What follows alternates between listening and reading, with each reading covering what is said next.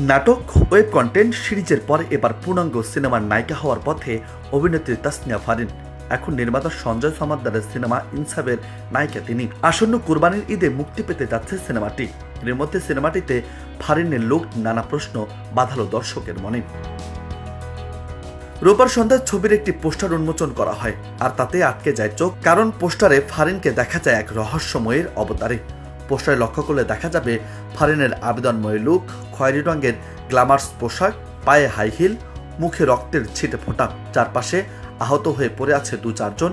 তাদের কারো হাত কারো পা দেখা যাচ্ছে।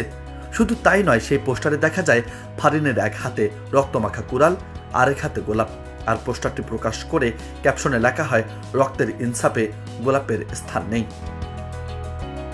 পরিচালক সঞ্জয় সমাদ্দার জানিয়েছেন, মূলত মানবিক সম্পর্কের গল্প নিয়ে তৈরি এই ছবি, আর সেখানে জাহান চরিত্রে দেখা যাবে ফারিনকে।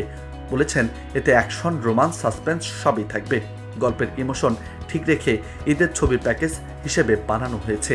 সেই সঙ্গে গল্পে এমন কিছু বিষয় তুলে ধরা হয়েছে যা দেখে বোঝা যায় এগুলো বাংলাদেশের ছবি।